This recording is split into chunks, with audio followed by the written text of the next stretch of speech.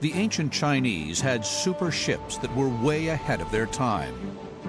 Floating mega fortresses, 600 feet long, capable of carrying 2,000 troops. Catapults that flung red-hot cannonballs. High-tech underwater mines, capable of wrecking holes in any ship. Many believe the ancient Chinese naval engineers were so advanced that they built ships large and strong enough to cross the Pacific Ocean and discover America 71 years before Columbus. The Ancient Discoveries team is investigating Chinese super ships.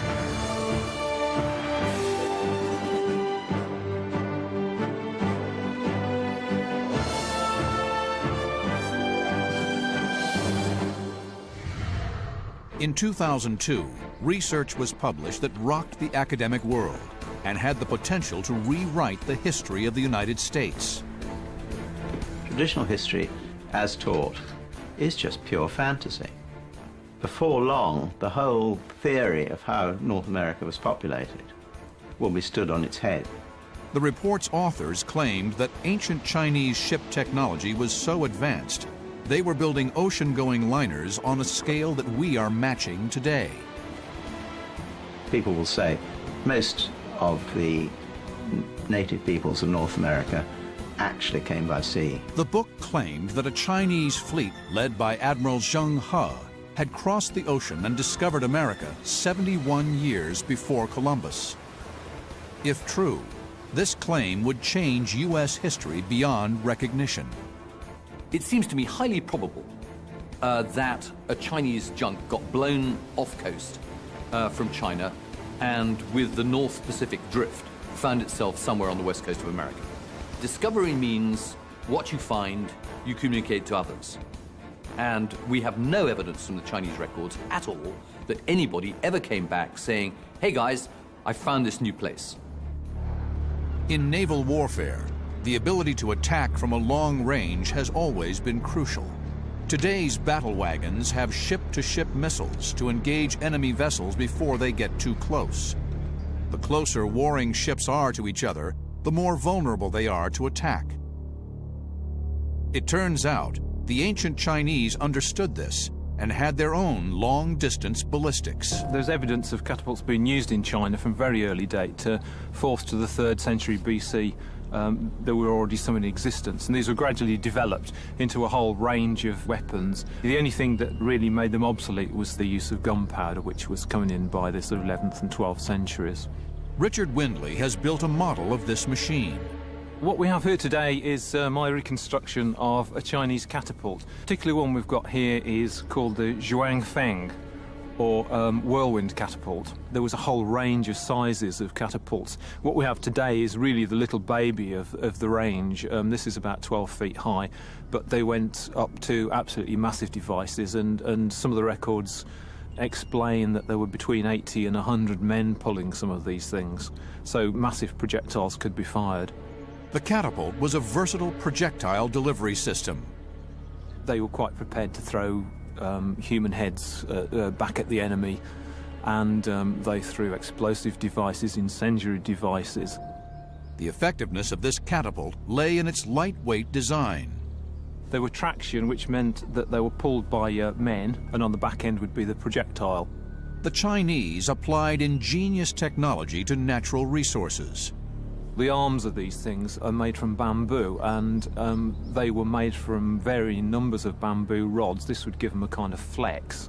The catapult had such an efficient power-to-weight ratio, it was light enough to be deployed on board ship. Weights could be shot at enemy ships, destroying wood, ropes, and sails. We're going to try and fire at a target which is moored out on the lake. This is meant to represent a sort of a section of a wooden hull. We're going to load the catapult with iron balls, and we're just going to test the range and hopefully get some idea of accuracy. The Chinese stopped using the catapult in the modern era. Richard and his team are about to fire this model for the very first time. Okay, can you untie then? They will be performing exactly the same actions as the ancient Chinese Marines did 1,500 years ago. Okay. All clear. 3, 2, 1. Ball. Oh, that was fantastic. We missed. Well, I think we did just catch the very front end of the target, but if the guys can pull just a tiny bit harder, then we should be just about right. But we're going to give it another go and see how we get on. Okay. Right, all clear. 3, 2, 1, pull. Oh, shots!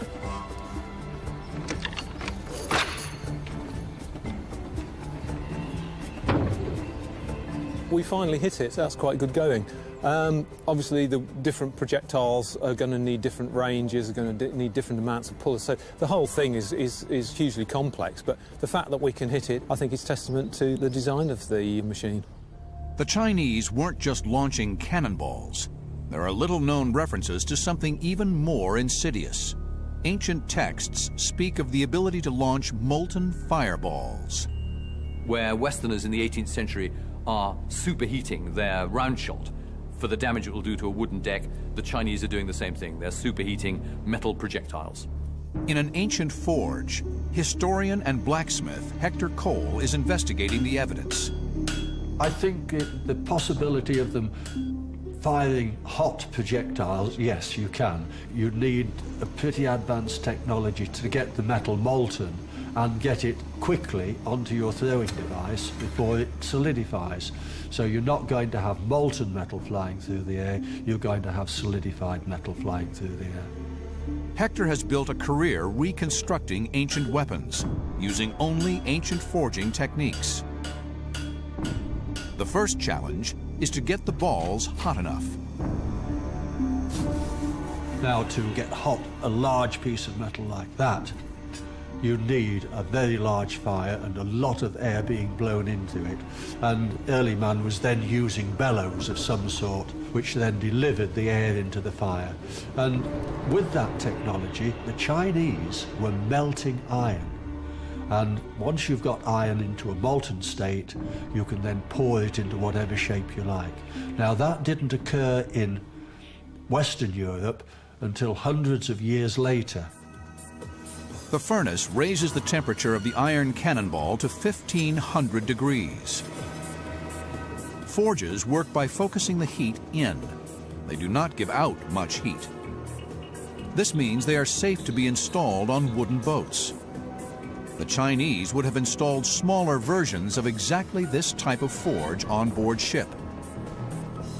The effectiveness of burning hot metal is extraordinary. If you have hot metal and it lands on something and it is hot enough and that thing is combustible, then it will burst into flame. Now, it doesn't take much realization to think that if you could lob one of these, red hot, as hot as you can get it, onto a ship, the people on board ship are going to panic, because the last thing that you want on a ship is uncontrolled fire. Hector leaves the cannonball in the 1,500 degree forge for 15 minutes. The metal heats to red hot. Well, we now have a red hot cannonball. It's taken about 15 minutes to get up to this heat. So the thing to do is to see what it will do if it landed on anything that's combustible. Hector's first test is to investigate what the ball would do to card or paper, such as might be found in sails or packing on board ship. And that was instantaneous. If you were on board ship, quite frightening, highly effective. But how will the hot ball affect the planking of the ship itself? Hector places a 2-inch thick piece of wood into the forge, exactly the type used on an ancient Chinese ship. That's just as impressive. It's on fire, the fire's spreading out. Panic. No one's going to pick that up. Abandoned ship. But how will the red-hot ball shoot in Richard's catapult? Blacksmith Adrian May has supplied a mobile, lightweight forge of the size and power that could have been used on an ancient ship. We've got a blacksmith here today who's had the forge going for some time now. There's some cannonballs heating up in the forge. They've been in there for about half an hour, I believe, and they should be getting up to medium orange heat now. What we're going to do is to load them into the catapult and see if we can actually hit this target.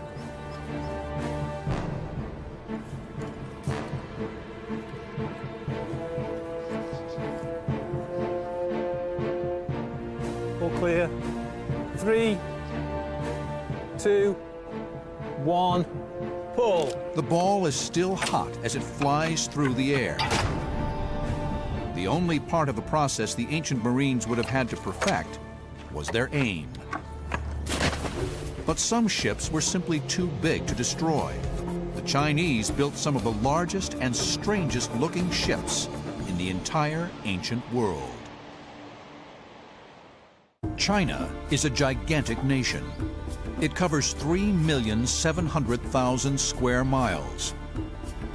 And most of this country is covered in rivers. From an early date, naval warfare in China developed in a different direction from the way it had in the West. There were very few overseas opponents who needed to be reached by what we would call a blue water navy. The main waterways on which Chinese navies operated were the great rivers. To police and control these waterways of some 20,000 miles, the ancient Chinese developed a full fleet of technologically advanced river ships. Already by the time of the Han Dynasty, there were multiple hulled warships floating on China's rivers. And in 285 AD, the ultimate example of this was created for the campaign against the Kingdom of Wu. They developed one of the largest battle cruisers of the ancient world. The ship was designed as a moving castle. Rather than march an army into hostile territory and have to build a fortress under fire, or in the absence of natural timber, all they had to do was bring this ship down the river. They then had a stronghold in enemy territory from which to launch attacks. It was said to have been 600 feet on each side. This enormous warship was built on the upper Yangtze River and was floated down to the Kingdom of Wu to act as a sort of floating fortress. Chinese ship design adapted the technologies and devices they already had and created ancient floating Death Stars. The issue is primarily about soldiers coming to a patch of water and realizing they're not going to be able to get anywhere with their military campaign unless they get afloat. There is no record of whether these ships were a military success, but the shock and awe value of seeing one coming to your country would have gone a long way to winning the psychological battle.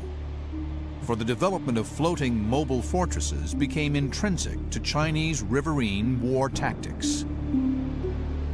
Throughout Chinese naval warfare history, you get these references to what are called luochuan, or tower ships.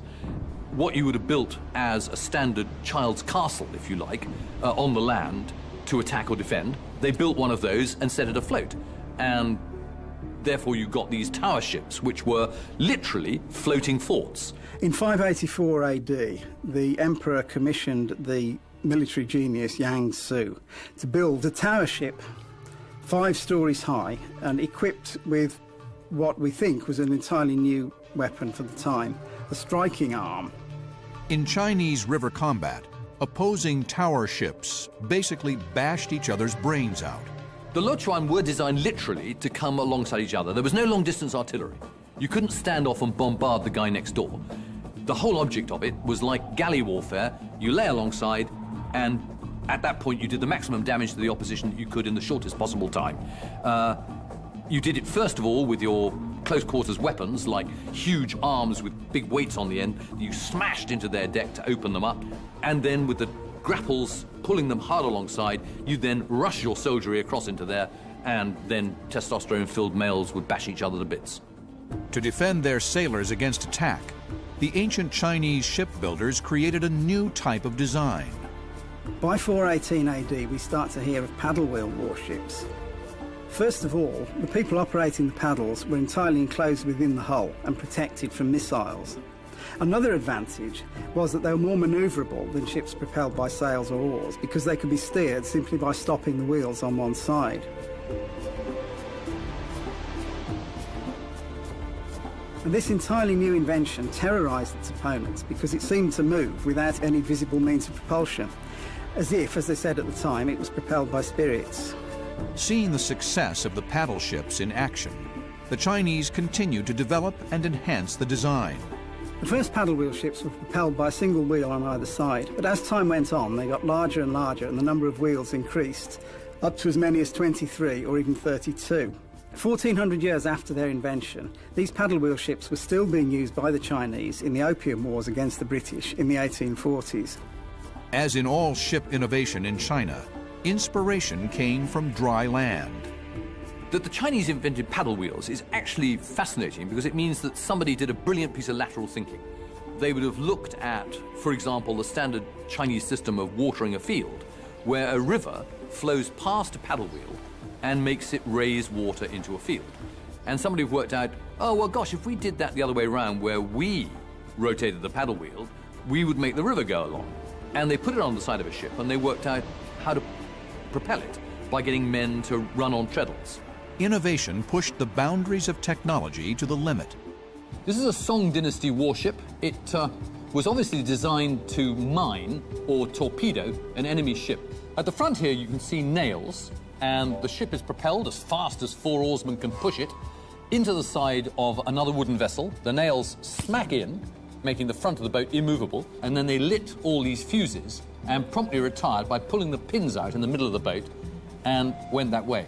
And they hope they can paddle us away fast enough before this goes bang. Absolutely no comparison at all between this and any modern ship. I've never seen anything like it. The massive array of options and choices of attack vessel made fleets a force to be reckoned with. To counter this threat, ancient engineers were forced to develop anti-shipping countermeasures. John Bevan is an expert in the history of submarine technology. Mines in the Western world first appeared around the mid-1800s, and particularly during the Crimean War, and around the Black Sea and even the Baltic, where the Allies, the British and the French, were fighting the Russians. And the Russians had produced mines at that time, and they were successfully damaging our ships. There were 2 types they had. They had contact mines, and they had mines that they could detonate from the shore using electrical wires, which were quite state-of-the-art technology at the time. So again, you know, it's taken the Western world 1,000 years to catch up with what the Chinese have been doing. Mine technology in ancient China was generations ahead of its time. The Ancient Discoveries team has traveled to a test tank in Britain to investigate ancient Chinese mine technology. So what I've got in front of me is a small reconstruction of an ancient Chinese device. This was from the 14th century fire drake manual, and this was a manual of all kinds of military hardware of the period. Now, obviously, in China during periods of warfare, which were pretty frequent, the rivers were a fairly major communications network, and anyone that could control the rivers had got strategic advantage. And this device really was used for that purpose, to actually protect and defend. Basically, what we're looking at is a device which used gunpowder bombs. We've only got one on here, but some of the diagrams in the fire drake manual show whole collections of bombs, and these are all fused together, and the fuse is carried through this rather disgusting-looking material here, which is actually pig's intestine. And the idea of this is that it's waterproof, and it would help protect the fuse from getting wet, and so allow it to burn. The board which they're strapped to was suspended in the water by using floats, which are these things here. Now, the originals would have been bladders, either from oxen or from large animals. These provide the flotation, and the whole device is anchored with stones to the bottom of the river. There's several different ways of igniting them. One which is described is this device here, which is just a little floating pot, and suspended in this is a wooden plug. There's an incense stick here, which is attached to the fuse, so the incense stick will obviously slowly burn down, and then when it gets to the bottom, there's a little bit of gun cotton on here which ignites the fuse. The length of time from ignition to explosion could be varied by the length of the fuse, from a couple of seconds to many minutes. The fuse then burns down through the waterproofing intestine here until it reaches the bomb, which obviously then explodes underwater. What we're hoping to do now is to set this thing up in the tank. We've got a small charge in here because we can't use anything too large for safety reasons, and hopefully we're going to set the fuse alight and see if it will go off. The first challenge is to achieve a balance between the floating devices and the anchors so that the mine hangs at exactly the correct depth. But the most important part of the trial is to test whether the divers can set and arm the mine underwater without getting the key parts wet. In the days before electricity, the gunpowder-based fuse had to be kept completely dry.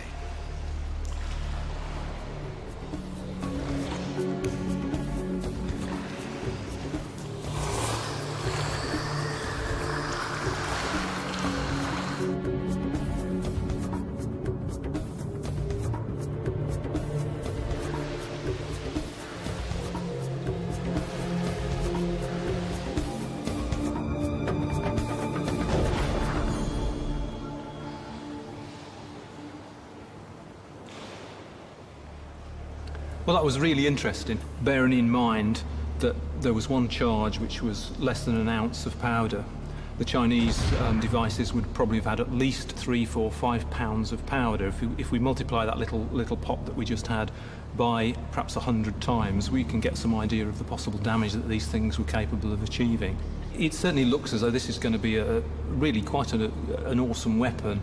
Anybody trying to navigate a river, one or two of these things going off, they don't know how many more there are, they don't know how widespread they are, they don't know how long they go for. As a deterrent, it's a superb device. I'm absolutely amazed at it because it took us 1,000 years to catch up with the Chinese. The ancient Chinese mine was an advanced technology way ahead of its time. As in all military innovations, it was not dreamt up for fun, but a necessary development to meet a definite threat. And this threat came from the Chinese shipbuilders. For the boatyards of China were centuries ahead of the rest of the world. They created ships whose design and technology is still used today, the world's longest-lasting ship design, and the Chinese built millions of them. The ship is called the junk. The longest-lasting ship design in history is the ancient Chinese junk.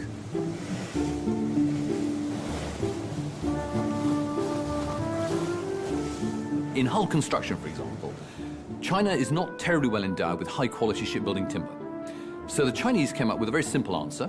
As opposed to using thousands of trees in order to build a hull, they created an internal division system in order to create a shape of a hull with a minimum use of timber. So you create an extremely light, extremely strong hull using very few trees. It's brilliant. The craft was flat-bottomed. The flat hull gave a lot of advantages operating in estuaries and rivers. The junk had to be capable of operating around the harbour and also going right upstream, and the junks had to go through rapids and also to be very strong to withstand the odd blows from the odd rocks as it went up. The flat hull also improved the performance of the rudder. Because of the shape of Chinese boats, basically they have flat ends and flat fronts, they were able to use a steering oar that went straight over the middle of the back. Water's got to flow cleanly onto a rudder blade for it to be able to steer you. If you've got the bottom of a hull like that, and you lower an oar, it comes right out below the bottom of the hull into clean water. And that's what the Chinese did. They gradually lowered the oar until it was sticking right out at the bottom of the hull, and then it steered brilliantly. The rudder itself was a highly advanced piece of technology. The advantage of a rudder over a stern oar was that they required less physical operation. We think they were using them for probably over 1,000 odd years before the Europeans started them, and the Chinese rudders were also capable of being lifted up or down, so if the vessel took ground they could lift the rudder up, whereas invariably when a European ship touched it smashed the rudder, and that the ship was pretty hopeless. Western ships had a fixed rudder which could not be raised in shallow water. They also used a skeletal system of design. A rib cage was built and planks nailed around it. But the Chinese were the first to develop and capitalize on bulkhead technology. Bulkheads divide the inner hull into sections, so if a hole is made in one part of a ship, only that part will flood. Bulkheads were introduced by the Chinese, we think, in the 1st century. It did two things really to a junk. It stiffened the whole of the junk frame up, so it stopped the torsional twisting. And it also, if you had water permeate into a department or rock or so forth, or even shellfire, it meant that water was held in that hold. The ancient Chinese derived their inspiration from nature. The Chinese were building rafts with bamboo, and the bulkheads built into bamboo naturally by nature were thought, well, that's a wonderful idea, we'll incorporate it into our junks. The motor of a sailing boat is the sail. Marine engineer Cedric Bell has made a replica of an ancient Chinese junk sail. This is a model of a junk sail. The sails were held on a yard, battens down the sail, fixed to the sail, and then each batten was attached to the mast by a loose connection with rollers in to make it run freely. There were no stays on the mast, so consequently the sail could rotate all the way long. And attached to each of the battens were ropes called sheets, and each one was able to control from the deck the direction of the sail, so it could do that or that. So these sheets then would control where the sail was in relation to the wind. The edges of the sail were so designed to give a form of lift, rather like aerofoil of an aeroplane or a bird's wing. The ability to completely rotate the sail allowed the Chinese junk to actually sail into the wind like a modern yacht. If you wished to reduce the sail, well, obviously each batten went on top of the next and closed up like a Venetian blind. And then they were just tied together at the ends. But to lift the sail, which could weigh up to 10 tons, extra help was required. So we think they were provided with a balance weight, so the semi-automated. So you got a counterbalance. Whatever position you got into, the counterbalance there held the sail in its position. The only problem is then, of course, if you've got a 90-foot mast and a 30-foot hull, then you've got to have a set of balls or else a ratio here. So the ball drops 1 foot and the sail rests 3. And the ball would run in guide so it wouldn't swing round. And when the ship was normally sailing, the weight would be on the hull as low as possible. So to raise the sail, minimum force would be required on the winch. Obviously, when the sails got wet, a little bit more effort was required. But conversely, when the sail was retracted to its lowest level, less power was required. The junk, the technological king of ancient shipbuilding,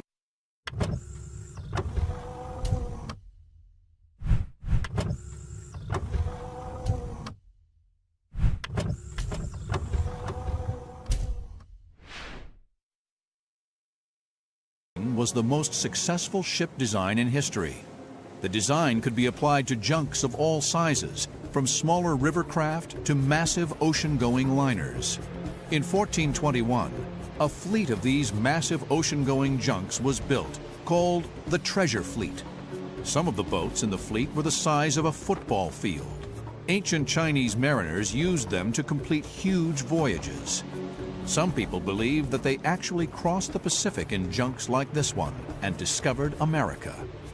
The theory is made even more amazing because some believe the ancient Chinese made their voyage of discovery 71 years before Columbus.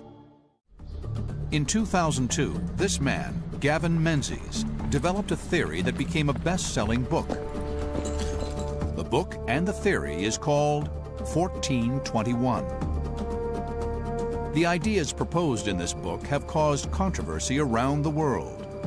Any researchers who wanted to verify what 1421 is all about would have to find an unequivocally Chinese-built hull. Gavin claims to have decoded ancient Chinese texts and maps and discovered new evidence in China and around the world that proves that the ancient Chinese were the first to discover America, 71 years before Columbus made his historic voyage. The Chinese had a very long history of seafaring, which we've only just recently discovered. And one can say the DNA of the indigenous people of North America does not in any way reflect the Bering Straits theory about how America was populated. Gavin believes that on the 8th of March, 1421, a huge armada known as the Treasure Fleet left China under the command of Admiral Zheng He. Its mission was to explore the entire world and bring back treasure both in the form of gold and jewels as well as in knowledge to the emperor. The fleet was massive. Literally thousands of ships set off. Some of these fleets got lost, got wrecked, landed up in America or wherever, and never came home. If the fleet, or part of it, landed in America, this would have massive implications for the history of the nation. Traditional history, as taught, is just pure fantasy. Before long, the whole theory of how North America was populated will be stood on its head. The trail begins in China. China's maritime past is one of the most glorious chapters because it's unique.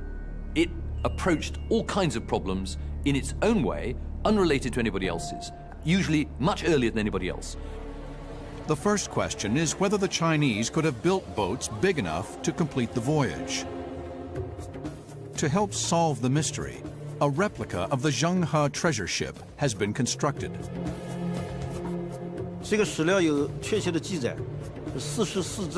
Experts have different views on the subject.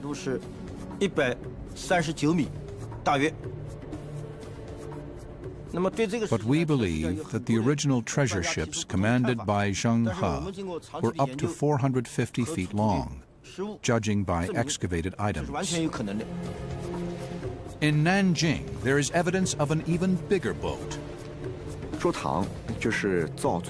We found 3 huge rudders at the dry dock on the same site. This shows the scale of the ships built there.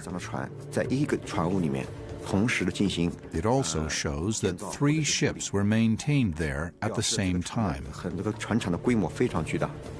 Gavin Menzies believes that these boats had the potential to reach America. Here, the search is on for the hard evidence.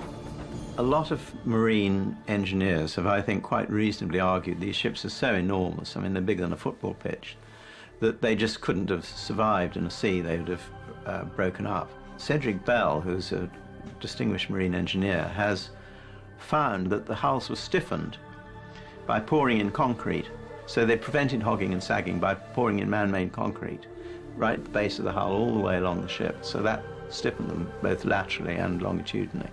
This is a piece of the concrete which I took out of the Chinese treasure ship at Meraki. The concrete, which was made from volcanic dust, was cast into the hull.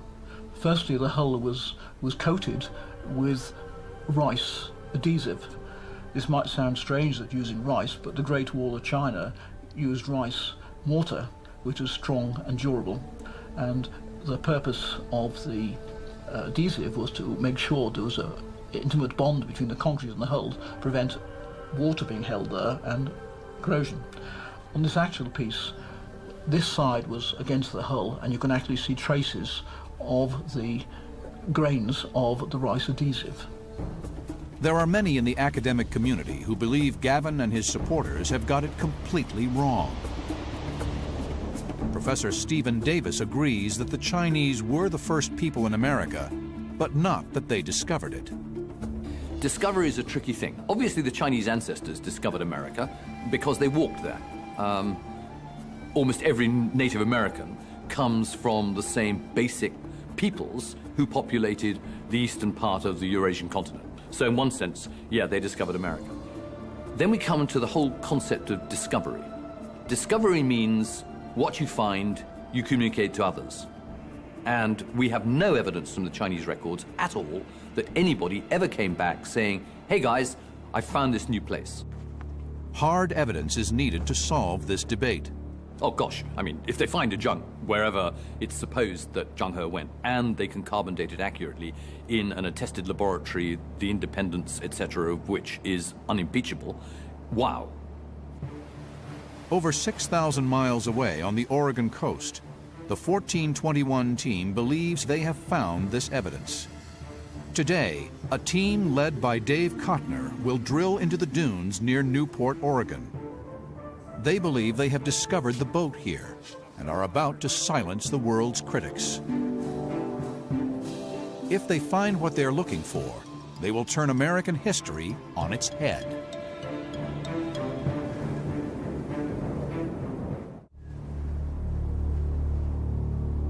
On the North Oregon coast, Dave Kottner believes he has discovered evidence that the ancient Chinese discovered America decades before Columbus made his famous voyage. The North Oregon coast has been subjected to massive tidal waves, called tsunamis, for centuries. In 1421, a huge tidal wave hit these beaches. Astronomers tell us that back about that time, a giant meteorite struck the Earth just south of New Zealand and blew a 25-kilometer hole in the ocean floor and created a 700-foot, if you can imagine, tsunami. And then by the time it got here, they claim it was about 40 feet tall and moving at 350 miles an hour. And some of the ships that I found up here are 140 feet above sea level. So you can imagine the force it took to shove these things up here. Dave uses a technique known as divining to search for gas, oil, gold, silver, and treasure. His hit rate is immaculate. He has discovered mines that have produced millions of dollars of gold and silver all across the southwest of the United States. But now he believes he has discovered the greatest prize of all, the actual Chinese junks that brought the first non-Native Americans to America. The Chinese, 71 years before Columbus. Dave is marking out the buried ship using his divining technique. There's 4 2 foot by 2 foot pieces down on the bottom of this ship. Dave feels the vibrations of the rods through his hands. Your subconscious mind talking to your conscious mind. And this is a way it uses to transmit the messages. And as I walk along, if my subconscious mind thinks that make a turn, the rods will turn. So what we're going to do right now is we're going to dig, the water level right here is 6 foot below the sand. We're going to dig down to the water level, drop a pump into it, and use that to help us put a casing down into it till we hit the wood. Dave calls in his digging and construction crew. Y'all think you might need some help? Maybe.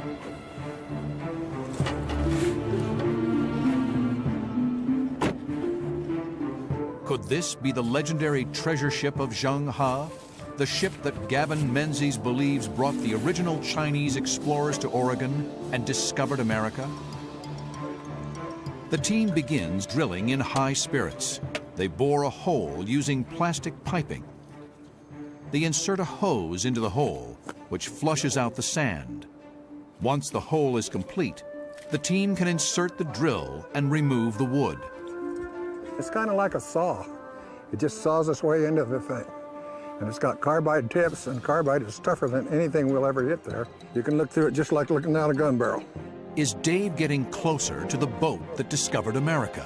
If you wanted to prove that a Chinese vessel got to America, you would look down the coast, the west coast of America, the most likely place they would have come ashore, and you would be seeing if you could find a Chinese junk hull. Of course, one problem you've got to face is that there's quite a lot of junk hulls down that coast, which all arrived in the 18th and 19th centuries.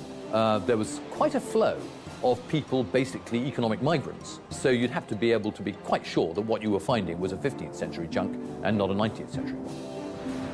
Even the weather seems against Dave. We've hit a new level. We've been going down through different stages of the sand. Then the wind comes and the rain comes. And we've gone through so many different levels. We've gone through sticks, we've gone through leaves and debris, and you can see it. It's obvious when we wash it up. Now we've got blue sand. I have no idea what it is, but it's totally different than what we have in our surroundings. So we're hoping that's a good sign. But the team perseveres. We're getting closer. By the second day, the storm front has passed, and Dave can resume his work. His plan? To drill 40 feet into the sand and into the wood along the keel of the ship. He will remove a core sample. If he is successful, the sample will be sent to the lab for carbon dating. We're there now. We're just knocking on the door. We got to be within 6 inches of it. Dave believes that if his sample can be shown to come from 1421, it will prove that the Chinese discovered America. This happened 71 years before Columbus, and it's going to change a lot of thinking. There is excitement in the camp. The country up here has an air of ancient mystery. Will Dave finally uncover the riddles that have laid hidden beneath the sands for centuries? Or will Professor Stephen Davis be right? All of the ocean current circulation systems that operated in the 15th century would have to have been quite different to the ones that operate today. Actually, they had to work backwards. And I don't think they did. My suspicion is, if huge Chinese ships weren't built, they were a large and flashy platform on which the emperor stood in 1405 when Zheng He set to sea to wave goodbye with his retinue. And they stayed put. And Zheng He, like any sensible seaman, went to sea in a ship that could actually move. After 40 feet and 6 hours, they finally hit something. We got wood coming out of the hull! Got wood! Look here. Keel pieces. That's it. That's Chinese wood right there. That's the stuff dreams are made out of. That's better than gold. 22 years I've been trying for this. Wood from an ancient Chinese junk? Unfortunately, the wood chips are too small a sample to carbon date accurately. The lab will need about 50 grams. Dave believes he understands why his sample is so small. I'm reasonably sure we're drilling into a 2-foot section. It was like a keel piece. It goes down 2 feet in a solid piece of wood. Well, I think we're drilling into the top of it. I think what happened is the drill bit got into it and he couldn't pull it out. So he reversed the drill a little too much and it come out pulling the sand and left the wood. The team sinks another hole.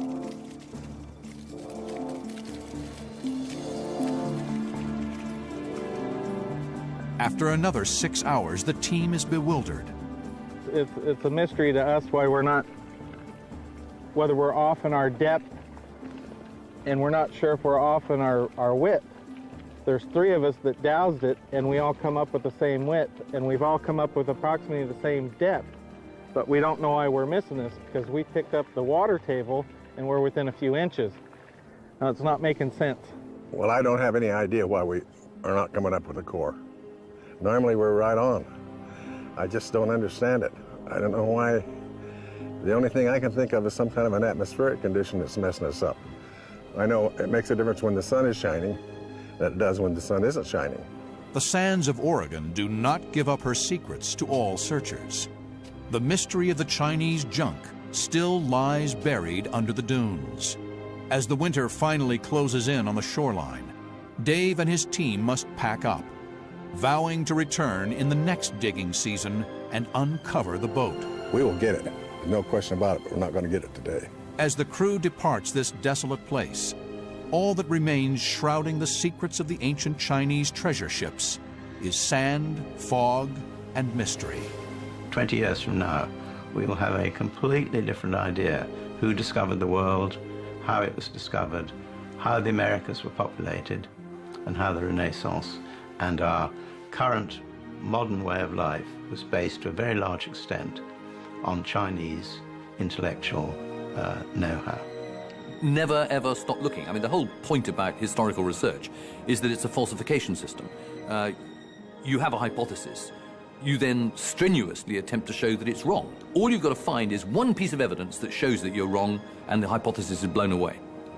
Whatever side academics take in the 1421 argument, they all agree on one thing. We know that they solved all the problems of getting afloat in a unique way, usually much earlier than anybody else. How you build a hull, how you steer it, and how you propel it. All of the Chinese answers are fascinating and unique, and we know far, far too little about it. The superships of the ancient Chinese navies were technological achievements out of their time. From red-hot projectile delivery systems to hull design, the Chinese were building the most advanced ships of antiquity. Whether they used them to actually discover America remains a mystery that many believe is ridiculous, but some are still trying to prove.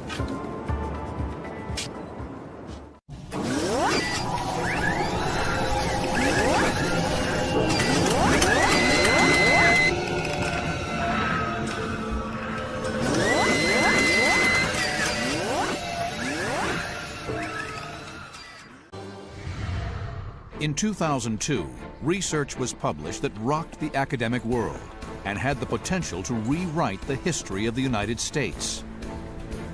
Traditional history, as taught, is just pure fantasy. Before long, the whole theory of how North America was populated will be stood on its head. The report's authors claimed that ancient Chinese ship technology was so advanced they were building ocean-going liners on a scale that we are matching today.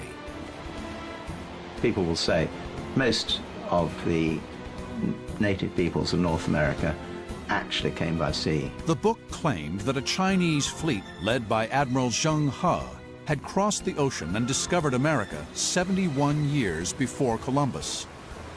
If true, this claim would change U.S. history beyond recognition. It seems to me highly probable that a Chinese junk got blown off coast from China and with the North Pacific drift found itself somewhere on the west coast of America. Discovery means what you find, you communicate to others. And we have no evidence from the Chinese records at all that anybody ever came back saying, hey guys, I found this new place. In naval warfare, the ability to attack from a long range has always been crucial. Today's battle wagons have ship-to-ship missiles to engage enemy vessels before they get too close. The closer warring ships are to each other, the more vulnerable they are to attack. It turns out the ancient Chinese understood this and had their own long-distance ballistics.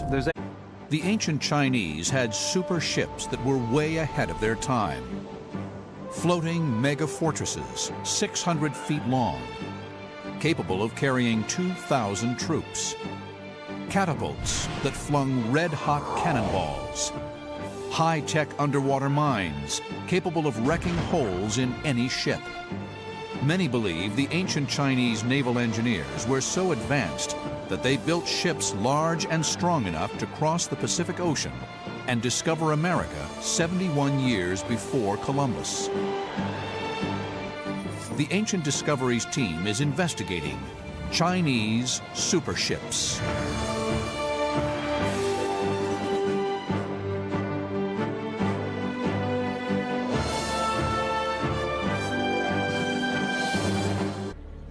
They were quite prepared to throw human heads back at the enemy, and they threw explosive devices, incendiary devices. The effectiveness of this catapult lay in its lightweight design. There were traction, which meant that they were pulled by men, and on the back end would be the projectile. The Chinese applied ingenious technology to natural resources. The arms of these things are made from bamboo, and they were made from varying numbers of bamboo rods. This would give them a kind of flex. The catapult had such an efficient power-to-weight ratio, it was light enough to be deployed on board ship. Weights could be shot at enemy ships, destroying wood, ropes, and sails. We're going to try and fire at a target which is moored out on the lake. This is meant to represent a sort of evidence of catapults being used in China from very early date. 4th to the 3rd century BC, there were already some in existence, and these were gradually developed into a whole range of weapons. The only thing that really made them obsolete was the use of gunpowder, which was coming in by the sort of 11th and 12th centuries. Richard Windley has built a model of this machine. What we have here today is my reconstruction of a Chinese catapult. The particular one we've got here is called the Zhuangfeng, or whirlwind catapult. There was a whole range of sizes of catapults. What we have today is really the little baby of the range. This is about 12 feet high, but they went up to absolutely massive devices, and some of the records explain that there were between 80 and 100 men pulling some of these things. So massive projectiles could be fired. The catapult was a versatile projectile delivery system